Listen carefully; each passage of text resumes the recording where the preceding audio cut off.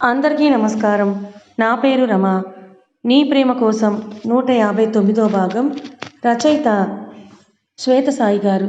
1 గంట అయిందంటుంటే అవునా, మరి నన్ను లేపొచ్చు కదా అని శ్వేత వైపు చూసి అరుణ్ కాఫీ తెస్తానని సింగిల్ స్టెప్ ఉన్న పైటని పైకి వేసుకొని వెళ్తూ చెప్తుంది. ఏదో తెలియని మ్యాజిక్ ఉంది ఆమెలో. ఇట్టే లాగేస్తుంది అందరినీ తన వైపుకి.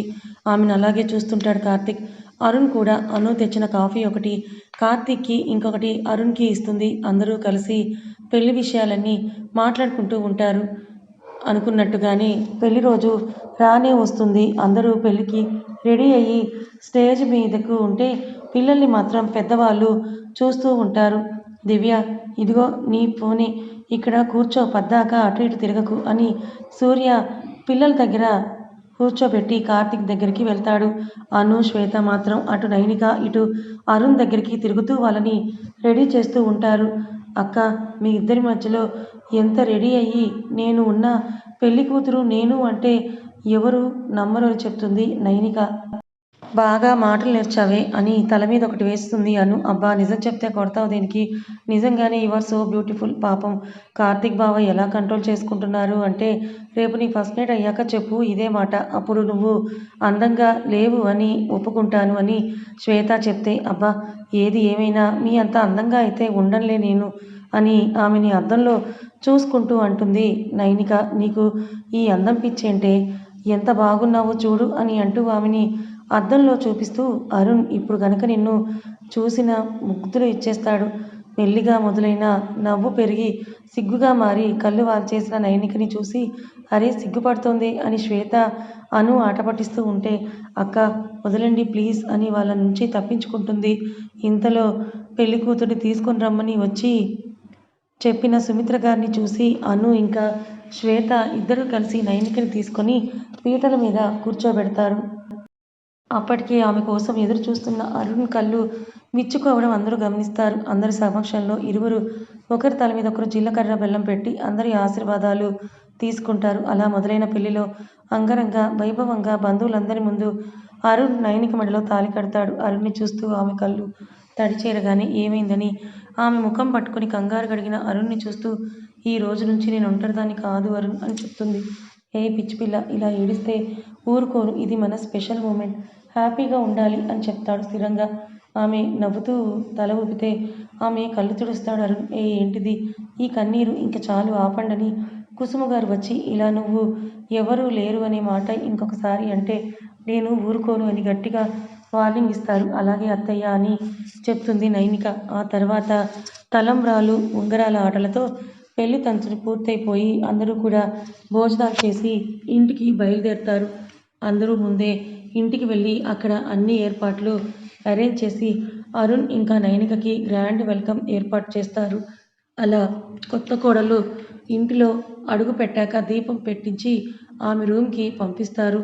అను ఇంకా శ్వేతని పిల్లలతో పాటు అక్కడే వాళ్ళకి ఉన్న రూమ్లోకి తీసుకొని వెళ్తారు. కార్తీక్, రాహుల్ ఇద్దరు పరిగెడుతూనే ఉన్నారు. ఇంకా రెస్ట్ తీసుకోవాలి, ఇద్దరు వెళ్ళి ఫ్రెష్ అయ్యి రండి అని అంటే వెళ్ళి ఫ్రెష్ అయ్యి వచ్చి పిల్లలకి ఫీడ్ చేయిస్తే వాళ్ళని పెద్దవాళ్ళకి ఇచ్చొస్తారు అన్న తమ్ముళ్ళు. ఏంటి సంగతి అని అను అంటే, పిల్లల్ని కూడా తీసుకుని వెళ్ళారని శ్వేత అడుగుతుంది. వాళ్ళు మీ కడుపులో నుంచి బయటకు వచ్చాక మా మీద ప్రేమ తగ్గిపోయింది మీకని కచ్చిగా చెప్తాడు రాహుల్.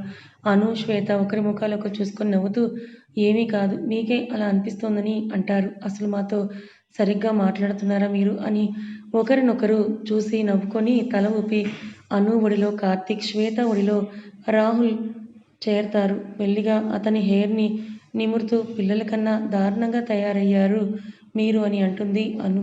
శ్వేత నవ్వుతుంది. మేమేం చేశాము, అయినా నీకు ముందే చెప్పాను, వాళ్ళు వచ్చినా కూడా ఫస్ట్ ప్రయారిటీ నేనే అవ్వాలి అని, కానీ నువ్వు అసలు గుర్తుపెట్టుకోలేదు అని అంటాడు సీరియస్గా.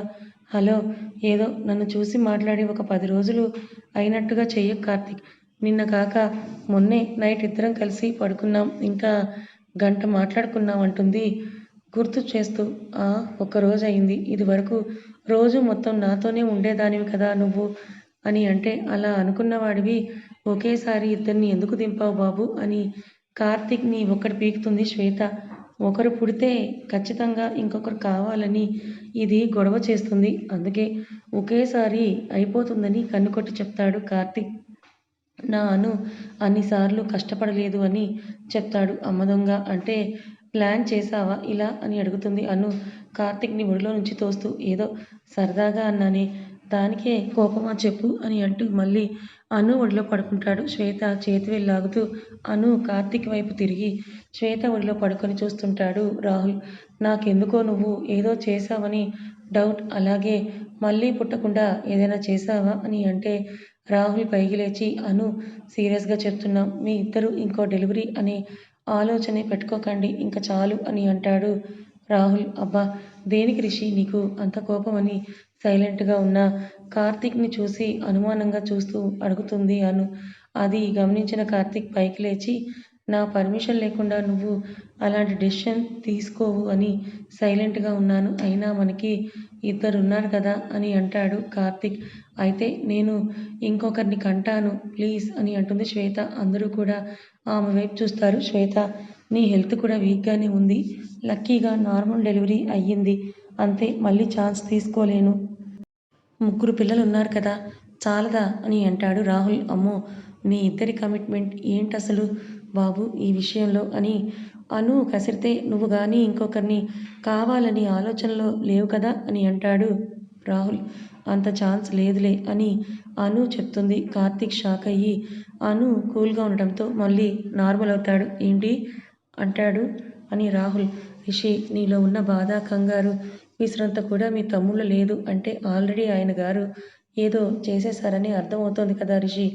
రాహుల్ కార్తీక్ వైపు చూస్తే అవును అన్నట్టుగా నవ్వుతాడు. ఉన్నట్టుండి కోపంగా మారి, అందుకే మీ తమ్ముడి మీద నాకు కోపం అని పైకి లేచి బయటికి వెళ్ళిపోతుంది. ఆమె చెయ్యి పట్టి ఆపి అను ఏంటిది అని అడిగితే, అలా ఎలా చెప్తావు అని కోపంగా చూస్తుంది. నీ పర్మిషన్ తీసుకోలేదనా? సీరియస్గా చూసి, నీ నిర్ణయం నా నిర్ణయం అని వేరుగా లేవు కార్తీక్ అని చెయ్యి నెట్టి బయటకు వెళ్తుంది అను. అబ్బా అలిగిందిరా బాబు అని వెనకే వెళ్ళి అను ఆగు అని అంటూ ఆమెను ఎత్తుకొని రూమ్లోకి తెచ్చి, ఎందుకే కోపం అని అడుగుతాడు. దించు అంటుంది. దించను చెప్పు అని కాస్త దగ్గరికి లాక్కుంటాడు. డెలివరీ కాకముందే ఇలాంటి నిర్ణయం ఎలా తీసుకుంటావని గోల చేస్తూ అతని ఛాతీ మీద కొడుతూ ఉంటుంది. డెలివరీ అయ్యాక బేబీస్ హెల్త్ బాగుందని తెలిసాకే ఈ నిర్ణయం తీసుకున్నానని అంటాడు కార్తీక్ ఆమెని చుట్టుకొని. అతన్ని కోపంగా చూస్తే, నీ అల్లరి తెలిస్తే ఆ దేవుడు కూడా ఒక అమ్మాయి ఒక అబ్బాయిని ఒకేసారి ఇచ్చేశాడు. లేదంటే అమ్మాయి కోసం మళ్ళీ అంటావు నా చేతిలో తన్నులు తింటావని. అబ్బో అయ్యగారికి చాలా తెలిసే అని అతన్ని నుండి దూరం జరుగుతుంటే ఎక్కడికి పారిపోతున్నావని కార్తీక్ ఆమెని గట్టిగా హత్తుకుంటాడు. పిల్లల దగ్గరికి అని అంటున్న ఆమె బుగ్గ మీద ముద్దిచ్చి, వెళ్ళొచ్చులే బంగారం, కాస్త వాళ్ళ నాన్నని కూడా పట్టించుకో అని అంటూ ఆమెని అతని వైపుకి తిప్పుకొని ఆమె ముఖం పట్టుకొని కళ్ళల్లోకే చూస్తాడు. ఏం కావాలేంటి అయ్యగారికి అని కార్తీక్ తల మీద చెయ్యి వేసి అల్లరిగా జుట్టు చెరిపేస్తుంది. ప్రేమగా ఏమిచ్చినా ఓకే అని అను నడుము పట్టి దగ్గరికి లాక్కుంటాడు కార్తీక్. అయితే 4 మొట్టికాయలు వేస్తాను ఓకేనా అని అంటే, ఏదైనా పర్వాలేదు. ఆమె ముందు తల వంచితే అతని ముఖం చేత్తో పట్టుకొని నుదుటి మీద ముద్దు అద్ది, నిన్ను ఎందుకు కొడతాను కార్తీక్ అని చెప్తుంది. నాకు తెలుసు కదా అని ఆమెని గుండెలకి హత్తుకుంటాడు. కాసేపటికి రాహుల్ వచ్చి, కార్తీక్ ఒక ఇంపార్టెంట్ వర్క్ ఉంది, ఆఫీస్కి వెళ్ళాలంటే అను ఏమైంది రిషి అని కంగారు అడుగుతుంది. అతని టెన్షన్ చూసి, ఏం లేదు, ఎవరు వెళ్ళటం లేదు కదా, అందుకే కాస్త వర్క్ ఎక్కువైంది, నో ప్రాబ్లం అని కూల్గా చెప్తాడు రాహుల్. సరే హెవీ వర్క్ ఉంటే చెప్పండి, మేము వస్తామని అంటున్నాను. అలాగే మేడం గారు, తమ రెస్ట్ తీసుకోండి అని కార్తీక్ అను ఒడిలో ఉన్న ఇద్దరికి ముద్దులు అద్ది, జాగ్రత్త అని అను నుదుటి మీద కూడా ముద్దిచ్చి వెళ్తాడు. ఏమైంది, ఈరోజేం మీటింగ్స్ లేవు కదా, ఏమైందని రాహుల్ని అడిగితే, ఆ రేవంత్ గారు మళ్ళీ తప్పించుకున్నాడు, మనం వెంటనే వెతకాలంటాడు. వాట్? అయితే మళ్ళీ వాడు ఎవరొకరిని టార్గెట్ చేయాలని చూస్తాడు. అను దగ్గర మనం లేము అంటే మనం ఇంటికి వెళ్ళే సాహసం చేయలేడులేరా, కానీ రేవతికి ప్రాబ్లం ఎక్కువ, అందుకే తనకి సెక్యూరిటీ అరేంజ్ చేశానని అరుణ్ నుండి వస్తున్న కాల్ని లిఫ్ట్ చేస్తాడు రాహుల్. అబ్బో మీరు చాలా ఫాస్ట్గా ఉన్నారుగా అని అంటాడు కార్తీక్. రేవతి వాళ్ళ ఇంటి ముందు నేను సెక్యూరిటీ వాళ్ళని అరేంజ్ చేశాను, అలాగే రేవంత్ లొకేషన్ ట్రేస్ అయ్యిందని చెప్తే రాహుల్ దగ్గర ఉన్న ఫోన్ని లాక్కొని ఓకే బ్రో, ఇంక తమరు హనీమూన్ని ఎంజాయ్ చేయండి, ఇక్కడ మేము చూసుకుంటామని కార్తీక్ ఒక నవ్వు నవ్వుతాడు. అలాగే అని అంటూ కాల్ కట్ చేస్తాడు అరుణ్. తనకి ఈ లోకంతో సంబంధం లేనట్టుగా మత్తుగా నిద్రపోతున్న నైనికను చూసి అతని టెన్షన్ పోయి ఆమె పక్కన చేరి ఆమెని ఒడిలోకి లాక్కుంటే ఆ నైట్ అంతా నిద్ర లేదు, బాగా నిద్రపోతుంది, పడుకోనివ్వండి అని కళ్ళు తెరవకుండానే బ్రతిమలాడుతుంది. సరే, నైట్ కూడా ఇదే మాట చెప్పావని ఆమెని బెడ్ మీదే పడుకోపెట్టి ఆమె మీద చేరి బయట తప్పిస్తూ ఉంటే మెల్లిగా కళ్ళు తెరిచి చలి పుడుతుంది అంటుంటే వెచ్చటి ముద్దులు ఇస్తాడు. హనీమూన్కి ఇలాంటి కూల్ ప్లేసెస్గా వచ్చేది చలిని తగ్గించి వేడి పుట్టించడానికి అని ఆమెని అల్లుకుపోతాడు అరుణ్. ఎంతో ఇష్టంగా అతనికి సహకరిస్తూ అతనిలో కరిగిపోతుంది. సూర్య, నీకు ఎన్నిసార్లు చెప్పాను ఇది వద్దు, మంటగా ఉంది అని. అసలు నా మాటే వినడం లేదు. ఏది కావాలంటే అది తప్ప అన్నీ తెస్తున్నావు అని అరుస్తుంది దివ్య. ప్రెగ్నెన్సీలో మూడ్ స్వింగ్స్ గురించి విన్నాను కానీ ఇప్పుడే చూస్తున్నా, ఇలా సాధిస్తున్నావేంటే అని బుర్ర బద్దలు కొట్టుకుంటాడు సూర్య. సూర్య, నువ్వు నన్ను అరుస్తున్నావు, నేను అక్కతో చెప్తానని దివ్య బెదిరిస్తుంది. అరే ఏంటి రౌడీ, బ్లాక్మెయిల్ చేస్తున్నావని ఆమె దగ్గరికి వెళ్తే అవును, నాకు కావాలన్నది ఏది పెట్టడం లేదు నువ్వు అని అక్కకి ఫోన్ చేసి చెప్తాను ఇప్పుడే అని ఫోన్ తీస్తే ఆమెని అమాంతం మీదకి లాక్కొని ఏం చేస్తావో చేసుకో అని ఆమె నడుముని సవరిస్తూ ఆమె మెడ మీద ముద్దు పెడతాడు. మీ అక్కంటే నాకేమైనా భయమా ఏంటి అని అంటూ మెడ మీద నుంచి కిందికి జరుగుతూ ముద్దులు ఇస్తుంటే సూర్య ఏం చేస్తున్నావని అడుగుతున్న దివ్య చేతిలో ఫోన్ బెడ్ మీద పడిపోతుంది. ఆమెని ఇంకాస్త దగ్గరికి లాక్కొని ఆమె మేనంతా ముద్దులతో ముంచేస్తాడు. ఏంటి, ఫోన్ చేస్తానని ఆగిపోయావు అని అంటూ ఆమె మెడ మీద పంటిగాట్టు వేస్తాడు. అని అతి భుజం మీద కొట్టి సూర్య ఏం చేస్తున్నావు, వదులు నన్ను అంటే పిల్లకి భయం లేకుండా పోయింది, నా మీద కంప్లైంట్ ఇవ్వాలని చూస్తున్నావు కదా అని అంటూ నడుముని అతని పిడికిల్లో బిగిస్తూ ఆమెని గట్టిగా హత్తుకుంటాడు. ఇప్పుడు దేనికి లైసెన్స్ లేదు కదా అని ఆమెని వదిలి కింద పడిన ఫోన్ తీయబోయి అతని కాలర్ పట్టుకొని లాక్కొని ఇంకో 1 మంత్ వరకు ఏమీ ఇబ్బంది లేదట అతని పెదవులు అందుకుంటుంది. మెల్లిగా ఆమెని వదిలి రౌడీ, రిస్క్ తీసుకోలేనురా అని ఆమె నుదుటిన ముద్దు పెడితే డాక్టర్ని అడిగాను సార్, ఏం కాదన్నారు అని తల దించుతుంది. నిజంగానా అని ఆమెని బెడ్ మీదకి చేర్చి ఆమె మీద ఒత్తిడి పడకుండా చేరి ముద్దులతో మురిపిస్తాడు. అను, ఏం చేస్తున్నావని ఆమె గదిలోకి వచ్చిన శ్వేతని చూసి ఏం లేదు, షెల్ఫ్ సర్దుతున్నాను అని. ఏమైందని అడుగుతుంది. పిల్లలేరి అని అడిగితే ఇప్పుడే నాన్న మావయ్య ఇద్దరు పార్క్కి తీసుకొని వెళ్ళారు. అవునా, మరి అలా బయటికి వెళ్దాం శ్వేత, ఇంట్లోనే ఉండి ఉండి బోర్ కొడుతోందని అడిగితే ఆగు, ఎవరో ఒకరిని రమ్మంటాను అని రాహుల్కి కాల్ చేయబోతే అబ్బా మనిద్దరం వెళ్దామా ప్లీజ్, అత్తయ్యకి చెప్పే వెళ్దాము స్కూటీ మీద అని అంటే నిజమే కదా, నాకు బోరింగ్గానే ఉంది, పద వెళ్దామని ఇద్దరు సుమిత్ర గారికి చెప్తే చాలా జాగ్రత్తలు చెప్పి పంపుతారు ఇద్దరిని ఆవిడ. ఇద్దరూ కలిసి అలా బయటికి వెళ్ళి దగ్గరలో ఉన్న షాప్లో ఐస్ క్రీమ్ తినేసి అలా ముందే ఉన్న షాప్లో పిల్లల బట్టలు ఉంటే ఇద్దరూ అటుగా వెళ్తారు. వాళ్ళ కోసమే వెయిట్ చేస్తున్న రేవంత్, అను వాళ్ళు బయలుదేరగానే వాళ్ళని ఫాలో అయ్యి వాళ్ళు వెళ్ళిన షాప్కి వెళ్తాడు అతను.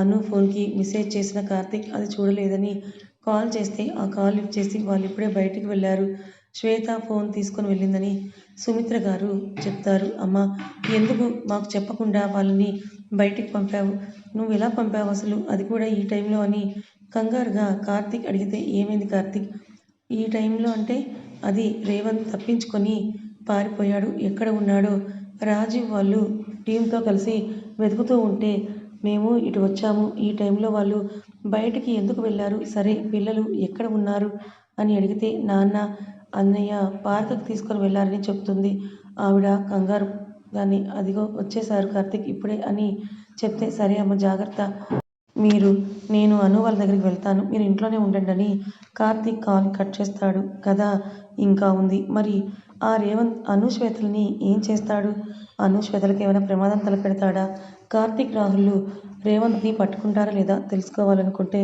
ఛానల్ని సబ్స్క్రైబ్ చేసుకొని ఫాలో అవ్వండి. కథ నచ్చితే లైక్ చేయండి. Thank you so much.